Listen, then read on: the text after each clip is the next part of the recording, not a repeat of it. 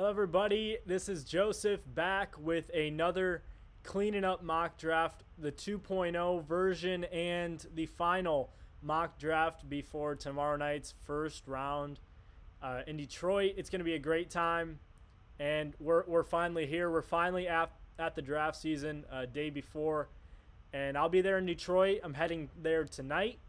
I'll be there for the first round tomorrow, and then the second and third rounds on Friday.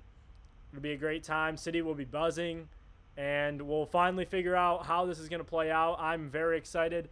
I really have no clue other than the first three picks, and I think that there's going to be a lot of just shock moments tomorrow. So let's jump right into this mock draft, right? And the Bears have the moment Chicago's been waiting for to finally get their QB. I mean, they took Mitchell Trubisky about maybe 4 or 5 years ago or so. And they're finally at number one, back-to-back years. This year, it wasn't theirs. It was Carolina, but they traded last year for it. And this needs no introduction. Caleb Williams heads to Chicago, a really nice environment for him to kind of just step into and really thrive. And I think that this is kind of a no-brainer. I think that he can really turn Chicago into a great team. He can be a great distributor, playmaker, and this is a no-brainer number one pick, I think. And now we get to the Commanders, who I believe will take a quarterback. Like I said, these first three picks are really, we think we know who's going to be there. Maybe not the order other than Caleb Williams, but I think it will be three straight quarterbacks to start this draft. And I think that Jaden Daniels fits what Washington wants. A guy who can really turn up the heat.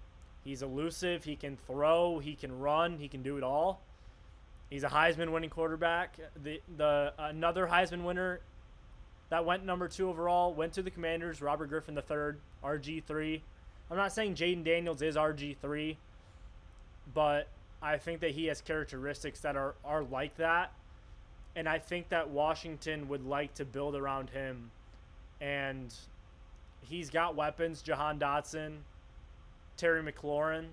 They've got Brian Robinson in the backfield.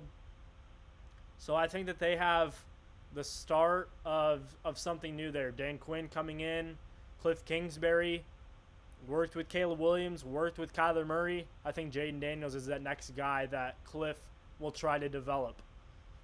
So now we get to the Patriots, and man, there's been talk of them trading out. I'll shut that down right now. I don't see a reason to. I don't know why they would. They need a quarterback. They traded their starter, Mac Jones. So you're going to roll out with Bailey Zappi? No. And I don't understand the logic of them trading out and letting another team come and take a better quarterback and limit themselves to J.J. McCarthy, who probably won't be there, or a Bo Nix or Michael Penix. I don't see that. And I think that Drake May screams Patriot. And I think, like I said in my last mock draft, I think he screams Patriot. And Drake May just fits the mold of New England.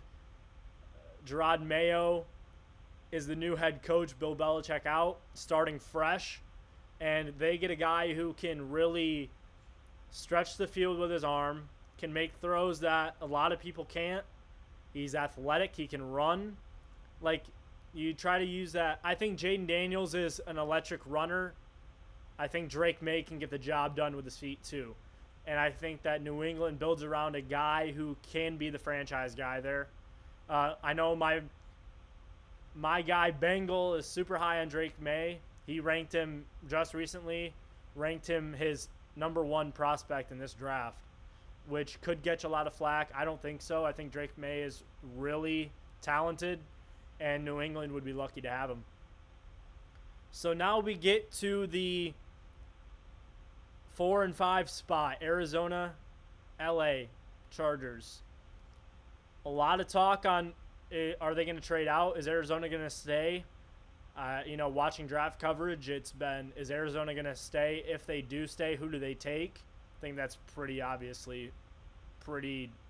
self-explanatory who they would take. But if they trade out, who do they trade with? We think it'd be Minnesota. I think at this moment, I think I would stay, and I think that they will, because I think a guy like Marvin Harrison Jr. is too talented to pass up. He's a true number one, and they lost wide receivers. They lost Rondale Moore. He went to Atlanta. They lost Hollywood Brown. He went to Kansas City. So I think that Marvin Harrison Jr. he's just a freak athlete, a generational type wide receiver, has NFL blood in him already, and he dominated for the past 2 years. Wide receiver 1 in my book. So Marvin Harrison Jr. goes to Arizona, who desperately needs a wide receiver. Another team who desperately needs a wide receiver, they're there, but I think LA holds the keys, and specifically Jim Harbaugh holds the keys to who is going to draft J.J. McCarthy almost. And I think that for him, I think a deal with Minnesota is going to be the right call. So in this mock trade, it would be the 5th pick. Let me find Minnesota here, right in front of me, and it would be for 11 and 23. At the bottom, it says not enough, too much. I'm gonna just go throw a random pick in there. I went earlier. It was 4th and not 4th and 5th. It was. Okay, let me reset. It was 11-23 for 1-5. And LA would have to give up 2 4s, but I think in the real draft, they won't have to. So it's just this simulator, I have to do that, so it's equal on both sides. This guy's had pretty much the whole NFL fan base is against him. J.J. McCarthy. I'm a Michigan fan. I've never seen a guy like this, if I'm just being honest. I know that he has a lot to develop in my eyes, but I think if you're drafting based off characteristics, I think that J.J. McCarthy's one of the best in this draft. He's a leader. He led a team to 15-0 national championship, Rose Bowl champs, Big Ten champs, undefeated season. I think that JJ going to Minnesota is the perfect fit. I think this is probably the best fit in the draft. You're getting a team with TJ Hawkinson, Justin Jefferson, Jordan Addison. McCarthy is a distributor, and he's shown that he can hand the ball off, if that's what you're wondering. He can hand the ball off. He can throw the ball. He can make tight throws. His read progression is good. I just saw a video of him, Brad Galley, shout out, one of the Detroit sports news guys. He had an interview with JJ walking around the big house, Michigan Stadium, and JJ literally stopped. They got to the point where on the field where this past year JJ threw that tight pass through 2 defenders from Ohio State. Roman Wilson caught it for a touchdown. Controversial play, but it was a touchdown. But JJ just sits there and he's describing what he saw. He saw the defender turn his back, lock onto Roman Wilson, and he said, it's now or never. You got to risk it for the biscuit. He throws the ball through the tight window. One of the best plays I've ever seen in my life. And I think that this guy fits in Minnesota. I think it's a perfect fit for him, to be honest. And J.J. McCarthy goes in the top 5. So it's been 4 quarterbacks, 1 wide receiver. And New York has their pick of their wide receivers. It could be Rome Odunze, could be Malik Neighbors. And I think that they're looking for a guy who can finally fill the shoes of Odell Beckham. And why not go back to LSU and get a guy like Malik Neighbors, who's electric after the catch. He's a good route runner. He's an electric playmaker. And New York would have finally their number 1 wide receiver. They've drafted wide receivers in the past, first round, second, it just hasn't worked out. And I think Malik Neighbors will work out for them. So now we get to Tennessee, who needs an O tackle. And I think that this is probably an easy pick. Joe Alt, the best tackle in the class. Guy's big. He's polished. His technique is good. And I think that Tennessee shores up their offensive line. Looking for a guy that can replace Taylor Lewan, who got cut. I don't think they've had too much luck with their O-line, but I think Joe Alt is a talented guy that can play immediately. So now we get to Atlanta, and this is a kind of a tight spot. Do they take Rome Odunze? Maybe, but they have wide receivers, right? They have Drake London. They have Darnell Mooney. They have Rondale Moore. I think Rome Odunze is better than those guys, but I think that getting a guy who can jump on that line and make plays is something that they would want. Another guy that can kind of take the heat off Grady Jarrett. And I think Dallas Turner is a perfect fit. Guy had 17 sacks like 2 years ago at Alabama. He's an electric playmaker. He's a quick pass rusher, and he can get after the quarterback. He can make plays. And Atlanta is looking to compete in an NFC South that's really up for anybody to take at this point. And a lot of people could say, oh, Atlanta, yeah, I could see them winning it. So I think Dallas Turner plays immediately. Pass rush specialist. He can play 3 downs, 3-4 outside linebacker, 4-3 D end. I think he can do it all. So now we get to the Bears again, who took Caleb Williams, their franchise quarterback. I think that this could be Rome Odunze, but I think for them, I think that they could be okay down the board getting another wide receiver to pair up with Keenan Allen and DJ Moore, and then Cole Kmet at tight end, and all those guys, DeAndre Swift in the backfield. I think that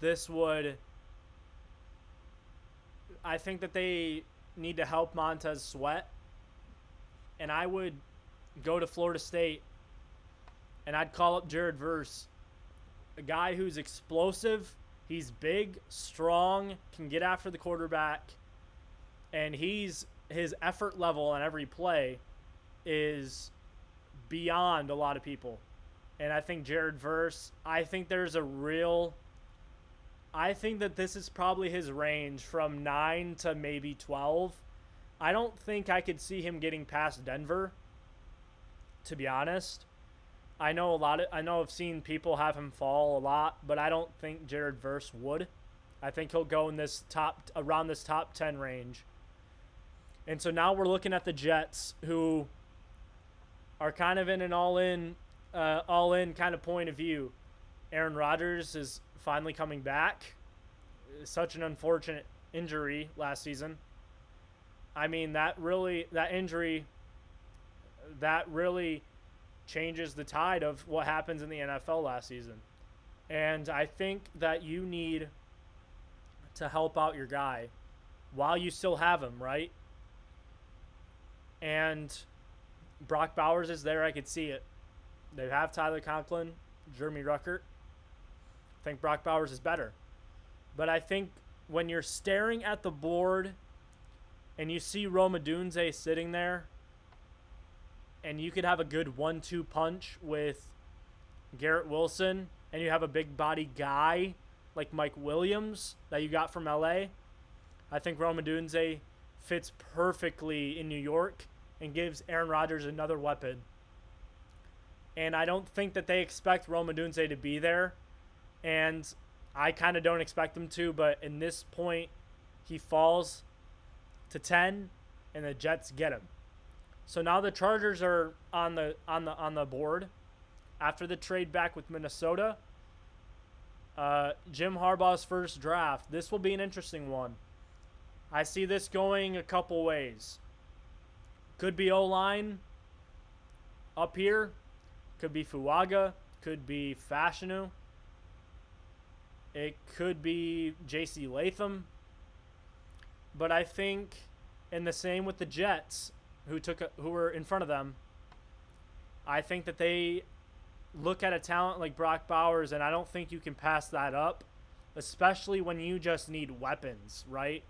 They have Quentin Johnston, who needs a little work. You've got Josh Palmer, who's a decent option. But I think whether it's wide receiver or tight end, or they have tight ends. They have Hayden Hurst. They have Hayden Hurst. They have nothing at receiver, though. But I think Brock Bowers is more than just a tight end. And when you think about what Harbaugh likes to do, 12 personnel, 2 tight ends, and Bowers could play receiver now, he could play tight end. I think that you look at a guy like Colston Loveland, who's at Michigan still, that's Jim Harbaugh. If he can find a guy like that, I think Brock Bowers is that turned up to a whole nother level. And he fits what Harbaugh wants. So now we get to Denver, who's really in a tight spot. Quarterback, if they want to do the Denver thing and reach for a quarterback like a Paxton Lynch or other people, it would be on brand for them to take a QB here. I don't see it. I don't see Bo Nix or Michael Penix going this high. And I've seen people have them go Bo Nix, Michael Penix back-to-back right here at 12 and 13 to Denver and Vegas. I don't see it. I think those are day 2 guys. Sorry. I think that's what they are. I like them both. They are great quarterbacks. But I don't see them in the first round. This could be Leatu Latu. They could use another edge piece to finally replace Bradley Chubb. I think they got Zach Wilson at quarterback. I don't know if you go with either him or Jared Stidham. But I see the board right now, and they have a badass Alabama corner on their roster, Patrick Surtain II. And I think that maybe they think, let's go back to the well and let's get a guy like Terrion Arnold, who is not the most athletic corner in the world, but he's technically there, and he can really make the plays when they're needed. He's aggressive. He can get downhill.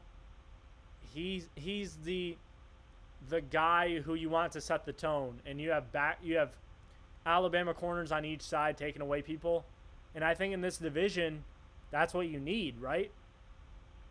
Guys who can take away the pass catchers. When you're dealing with guys like Justin Herbert and guys like Patrick Mahomes and whoever emerges in Vegas. But I think that Terrion Arnold fits in Denver, And that would be a fun storyline of two Alabama corners going to the Mile High. So now we're here at Vegas. Could take a quarterback? I don't think so. Corners there, Quinion Mitchell. Olufushanu. Fashanu is there. But I think a guy who fits, and they need help on the O-line, and I think a guy who fits what they want to do and who they are now with Antonio Pierce heading the team, I think Talisa Fuaga fits the Vegas culture. He's a mauler in the run game. He can pass protect too. He's quick, agile, and he's really a fun player to watch. It tore it up at the Combine, tore it up at the Senior Bowl. Guys, he's a player to watch, and I think he fits Vegas. And another team that needs O-line help, Trevor Penning hasn't really worked out. Ryan Ramczyk is a question mark. And I think Olu Fashanu is a born and bred cornerstone tackle in this league. And he could play left tackle. If you're not sure where Ramczyk is, he could play right. I think that he can play either side. I think he's too athletic and too gifted as a blocker to not be able to. And we get to Indianapolis, who could go wide receiver, could go corner. Brian Thomas Jr.'s here. You guys got Quinion Mitchell on the board still. And I think that's the pick for me. Quinion Mitchell to the Indianapolis Colts. The Colts are all about height, weight, speed freaks, and that's what Quinion Mitchell is. I know some people might get scared off because he played at Toledo. Sauce Gardner was a group of five guy, and look at him now. He's emerging as maybe the best corner in the game. Quinion Mitchell's athletic, and that's what Indianapolis wants. They want guys who are athletic but also can play football at a high level. And I think Quinion Mitchell does that absolutely. Like, no brainer. And I think that's a perfect fit for him. So Seattle's here, and this could be Byron Murphy. Could be another tackle. It could be Troy Fautanu. And I think Mike McDonald could use a guy like Byron Murphy to set the tone in the middle. But I think you need help on the O-line way more. And I think Troy Fautanu. In your backyard, UW. Ryan Grubb is the new offensive coordinator in Washington. So he knows Fautanu really well. And I think that he fits in there and can play tackle. I would expect him to play guard. And I think that's where they need help most. But he can play tackle as well. And I think Seattle gets a slam dunk here at 16. So now we're here at Jacksonville, who are middle of the pack. Leatu Lasu could be a good pick here. Byron Murphy's there. Cooper DeJean, the corner. A lot of the corners are still there except Arnold and Mitchell. I think that they need a replacement for Calvin Ridley. And I think Brian Thomas Jr. is that guy. Outside of the first three, Harrison Jr., Neighbors, Odunze, he's that next guy, that next tier, maybe by himself in that next tier. And Brian Thomas Jr. is electric. He can score. He has good movement, good routes, and he's quick. The guy led college football last year with touchdowns, and I think that that's something that you value a lot. And now he can be the number one weapon for Trevor Lawrence, who needs weapons pretty soon for him to develop well. And now we're here at Cincinnati, who could look O-line, but they got Trent Brown. They got Orlando Brown. They've got tackles. They could draft their eventual replacement, but I think they're in a position where they're looking for another player. They could have used Brian Thomas Jr., T. Higgins on the franchise tag. Who knows if he's going to be around? Who knows if they trade him? I don't think they would, but they could use another third option. But I think that it's an interesting spot here. A lot of people like Byron Murphy, but I like this guy even more, and that's Johnny Newton from Illinois. And I've seen posts on Johnny Newton of Bengals fans or people saying, you're a Bengal, and I actually like the fit. There.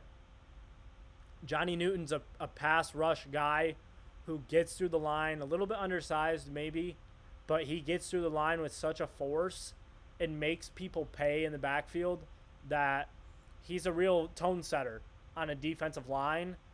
And I think Cincinnati could have him play. He could play D end, could play D tackle. I think he fits there and is a piece that can help them immediately. And then you look at the Los Angeles Rams, who are looking at this board thinking, oh, Latu's there. And Latu, I think, is going to fall because of the medical, right? He medically retired when he was at Washington. Then he got a second opinion, came back, and went to UCLA and really was a guy that turned that whole defense around for Chip Kelly and turned that whole program around. But I think that you lose Aaron Donald, a generational player, and maybe you're thinking, well, we have Kobe Turner, but we would like another guy that can pair up with Kobe. And I think Byron Murphy, arguably, when it's all said and done, could be, we think, maybe the best defensive player in this draft. I think it's either him or Dallas Turner or Quinion Mitchell. I don't know. But Byron Murphy is a force on the D-line, and the Rams need help on the D-line. So I think this is a good fit. And now Pittsburgh's up. And the corners are here, but I think that they have a passable secondary for now. And I think that they need help on the O-line way more. And I think that this is a fun storyline of having Amarius Mims team up with Broderick Jones. And now the Steelers have two Georgia Bulldog bookends on their O-line to help protect Russell Wilson, who is their new quarterback. And I think eventually probably Justin Fields, which is that's pretty funny because Justin Fields was at Georgia before Ohio State. And Amarius Mims is raw. He's a freak athlete. He's big. He's 330 pounds or so, and he's 6'8". The guy is huge. And teaming him up with Broderick Jones could be a match made in heaven. And I think that fits what Pittsburgh wants to do. Get back into we want to be the bullies of this division again. And I think Amarius Mims fits that and helps you do that. And helps protect your new quarterback. So now we get to Miami, who are seeing Byron Murphy and Johnny Newton go off the board and thinking, well, man, we wanted those guys. And I think that Latu could fit here. I think that a tackle could go here. But I think that Miami looks at this and thinks we kind of want a guy who can do it all on the O-line, who can help protect Tua, and a guy who's projected to play center or guard in his future. From Duke, Graham Barton to Miami, a guy who's a chess piece on the O-line, has played center. That's where he's expected to be drafted as. He could play guard. He could play tackle. And I think Miami could use a guy like Barton who they can plug and play anywhere and be fine and help them win now. They were in the playoffs, but they were a first-round exit, which is not where they want to be. And obviously that weather game was unrealistic, right? But they get a guy in Graham Barton who can help them now and protect Tua, who's their franchise quarterback, right? And now you look at Philly, who stayed put. I think that they could trade up. I could see it. I could see it tomorrow. I think that they more likely will stay put and let the board fall to them and then just take probably their best player available. But they have a need at corner. It's bad. They have big play Slay, but they lost guys, right? They lost Kevin Byard. They lost Ronald Darby. They lost guys in their secondary. And I think that Nate Wiggins helps you put people on an island. And he's a little undersized, but maybe you get him bulked up. And he maybe not so eager to get in the run game and come down, but he can take people out on the island and leave them there. And I think in this division, you're facing guys like Terry McLaurin, Jahan Dotson, CeeDee Lamb, Brandon Cooks. You're facing guys like that. And now Malik Neighbors earlier goes to the Giants. You're facing guys like that, and I think that Nate Wiggins helps you find a spot that can take these guys away. And now the Chargers are back up. Took Brock Bowers earlier, and J.C. Latham's sticking there, and I think he's the next best O tackle. That fits what Harbaugh wants to do: a playmaker tight end and a mauler in on the O-line, and that just seems like a Jim Harbaugh draft to me. So now Dallas is here looking at this board,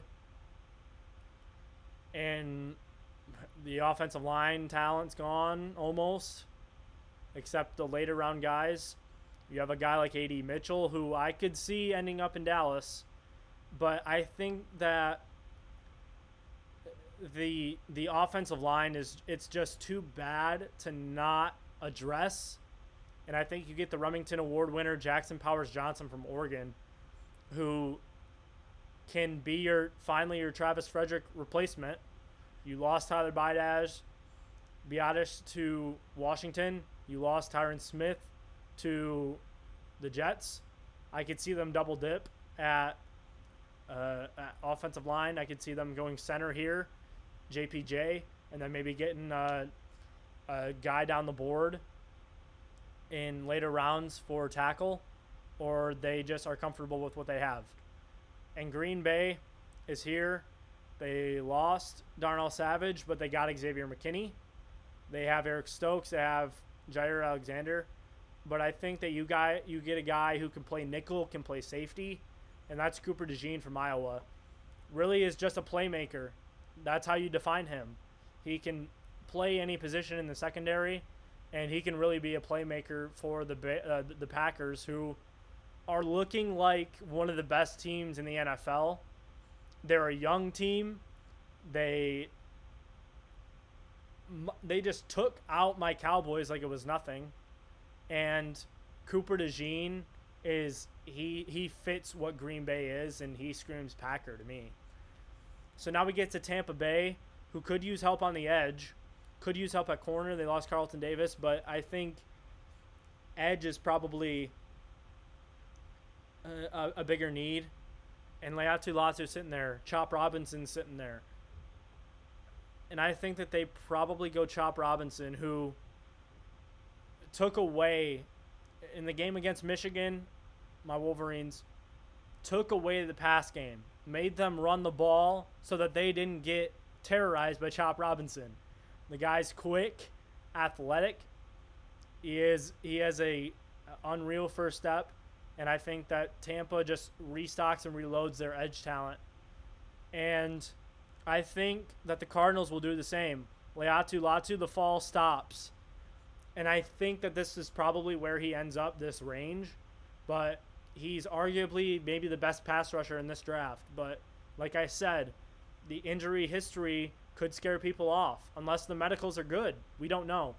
But I think Arizona is just looking for best player available. They got Marvin Harrison Jr. and they got Latu, who these two could end up being maybe the offensive and defensive rookie of the year and when it's all said and done. So Arizona in this first round kind of slam dunk both picks. And Buffalo, they're at a point where they need a receiver because they have nobody. They traded Stephon Diggs to the Texans, who look like a gangster team in Houston. And I think with A.D. Mitchell sitting there from Texas, you take a swing and you hope that he can be the guy. He's a good jump ball receiver. Can get open, good route running. Questions about his intensity, his effort. But I think when it's all said and done, he's going to make plays. And with Josh Allen as his quarterback, I think that it's going to be a matchup that cannot be denied. And they need help bad at receiver. And the Lions need help taking away receivers. I remember CeeDee Lamb getting wide open against the Lions. And I live in Michigan.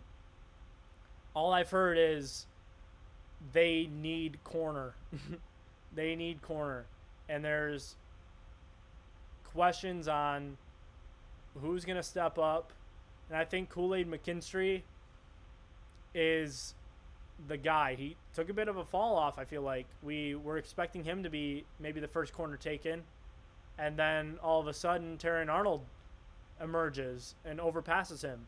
But Kool-Aid is a good technical corner who can get the job done and is aggressive, comes down and lays the boom. Like, this guy fits what Detroit is, and I think that they're looking at best player available, and they take Kool-Aid McKinstry. So now you're looking at the Ravens, who need help at tackle, and Tyler Guyton's sitting there. And this is a nice pick for them to develop a guy who has been having a tremendous offseason so far. Dominated the Senior Bowl, looked good at the Combine. He's big, athletic, strong, and Baltimore needs help on the O-line to protect Lamar Jackson. So now you're looking at the 49ers, who really could go anywhere. And there's question marks of Brandon Ayuk being traded. I don't know the stock of that. I don't see that happening. But I think that they need help on the O-line. And I think that you could say Jordan Morgan here. But I think I like the fit of Kingsley Suamataia going to San Francisco. Maybe a developmental guy, but his technique is good. He's big. He's cousins with Penei Sewell, who just got a massive deal from Detroit, along with Amon-Ra St. Brown. So Detroit's having a big day, and he joins his cousin in the league and is a new San Francisco 49er and helps them immediately, I think. And then we get to Kansas City, who I think that this pick is probably easily a wide receiver. They got Hollywood Brown, but I think that they need help other than him. And I think Ladd McConkey is a guy who can just do it all. A good route runner, a good route runner, a guy who can just get open and has good hands.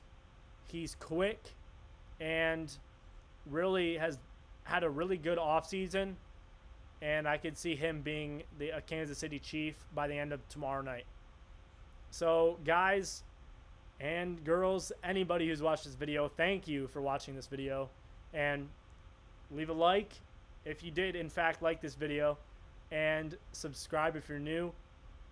The final mock draft, the Cleanin Up final mock draft, is in the books. And now we are awaiting a big time night tomorrow. Live from Detroit, I'll be there. And this will be a fun NFL draft, everybody. Thank you for watching again, and we'll see you next time.